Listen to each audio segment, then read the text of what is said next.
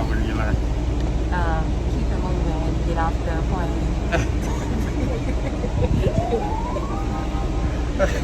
We'll explain more about that later.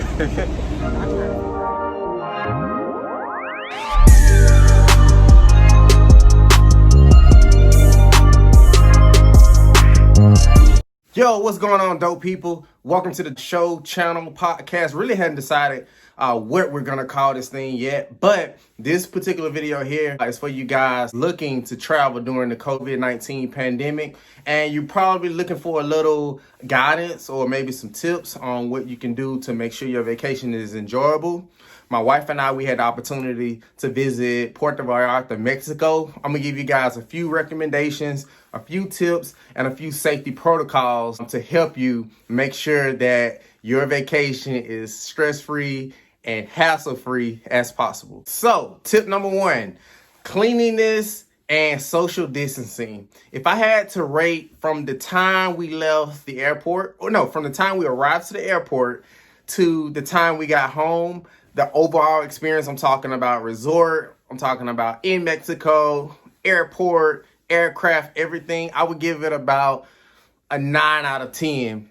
Everywhere we went, it was literally attention to detail when it came to cleanliness, and it made us feel safe on the inside. Every company and everybody was, taking proper measures for the most part. Upon arriving to the airport, I would definitely advise the mobile options, any mobile options that's available. I would definitely advise that when it comes to boarding passes, and even going as far as having all of your documents already ready prior to getting to the airport when it comes to immigration documents, when it comes to any other documents that the country that you're visiting may require. For Mexico, it was about 3 different documents that we had to have once we arrived, but we already had those documents provided. Another quick tip here, I would definitely suggest already having the passport app on your phone and filling out all the custom information and all that. It just makes the process as quick as possible and hassle and stress-free. You can do all of that stuff before you actually land. So I would definitely advise doing that, taking advantage of all mobile options that are offered to you. So next,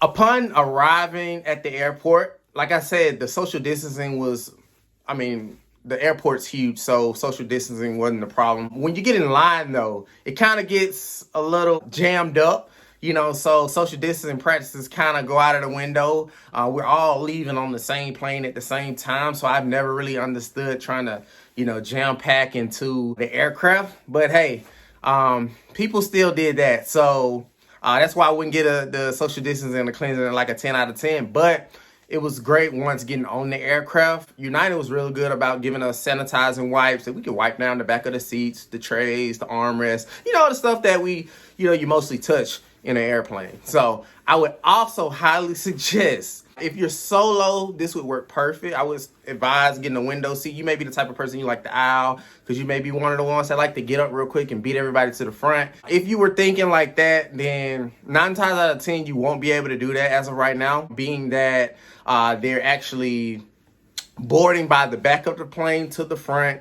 And as far as getting off of the aircraft, they're doing from row to row, starting at the first class, the first row, all the way back to the last row. So that's how you'll be exiting and getting on the aircraft. So if you're that type of person that likes to shoot to the front, as soon as you arrive to the gate, then I'm sorry, you probably won't be able to do that upon arriving to your location. Now, like I was saying, if you're a solo traveler, I would suggest getting a window seat. If you're traveling as a couple, it'll be a little bit more difficult because somebody's going to get the short end of the stick. This was just something that I did that was beneficial to me. I'm the type of person that after so long, the mask kind of gets annoying to me. So I'll take my mask off, catch a quick breather here and there.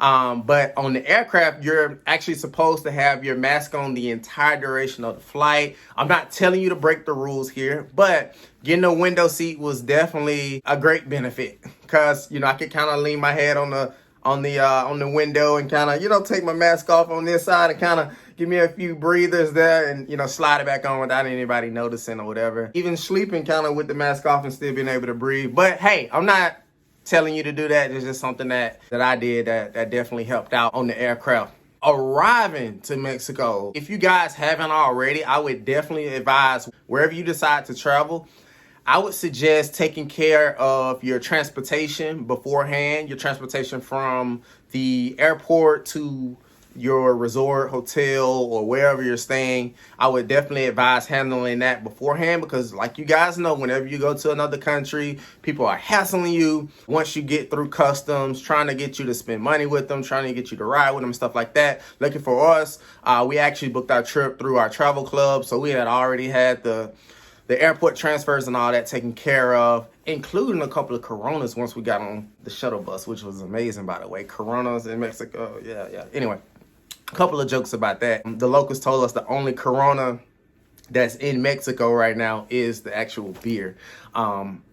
So, hey.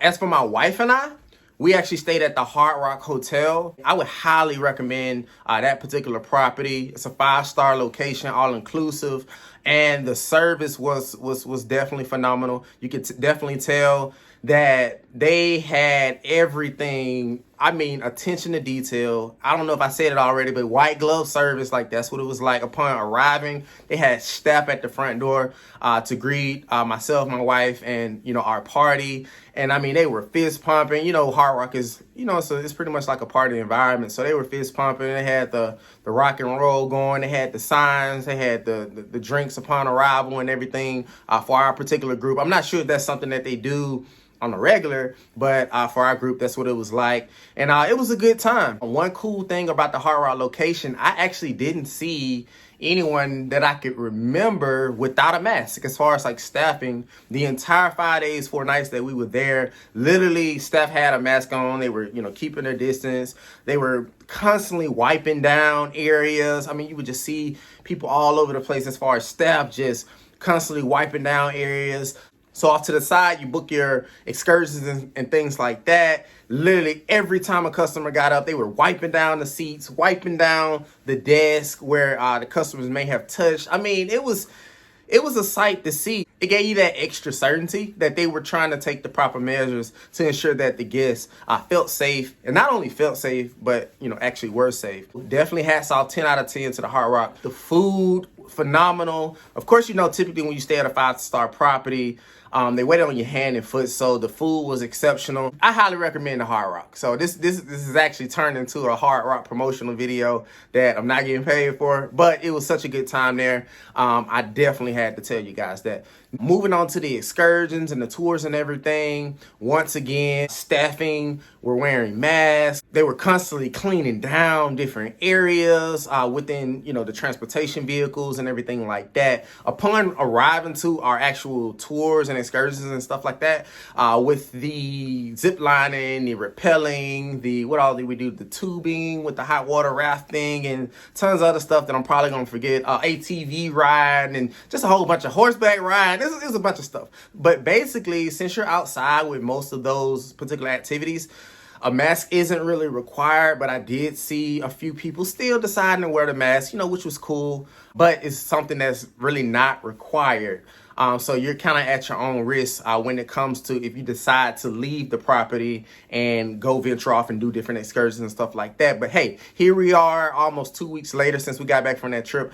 I feel fine. I haven't had a cold, no fever, no runny nose, no illnesses or anything that I felt in 2 weeks. So hey, I guess that everybody did a good job with the cleaning practices. One last thing I'll give you guys about the weather. Now, if you're deciding to go to Mexico, since it's one of the countries that's open and allowing international travel right now, if you're going to the Pacific side of Mexico, I would definitely suggest not relying on the weather app or weather.com or anywhere that you get your weather, because it'll totally be deceiving and probably discouraging for you, like it was for us leading up into our trip. So we were constantly looking at the weather app, trying to figure out what the weather was going to be like out there. And literally on the app, it said it was raining 80% every single day. So we were kind of like, we're still going to have a good time, even if we have to just lounge around the resort. Literally, was so much to do anyway. We could have spent 5 days just lounging around the resort doing the different activities that they offered. But it actually was sunny every single day, and it rained a couple of days, but it was around 9, 10 o'clock. And by that time, we were already back at our room, taking power naps, preparing for the night. Yes, if you're over 30 years old, or if you're, past 25, power naps is a thing, for all you people out there. Now, one thing I will say, for all you travelers out there, being that Mexico is one of the places that's open for travel right now, let's please not location shame, and let's not travel shame and, Mexico shame people. If people want to go to Miami or Mexico or Atlanta or do whatever they want to do, let people do what they want to do. Let people have a good time, enjoy themselves. Maybe people aren't as advanced as you. Maybe they want to continue to, maybe people just like Mexico. So, hey, if people like Mexico, let people go to Mexico, leave people alone. Cool. And before I go, I do have to remind you guys, wherever you decide to travel, whether it's Mexico, the Dominican Republic, Egypt, or any other, Dubai, any of the other countries and areas that's open right now, keep in mind that when you get outside of your resort area and you decide to, hang out with some locals or go to some local spots and stuff like that, of course, I want you to continue to be safe when it comes to that. But also keep in mind that protocols are kind of a little different in some areas once you get away from like the touristy areas.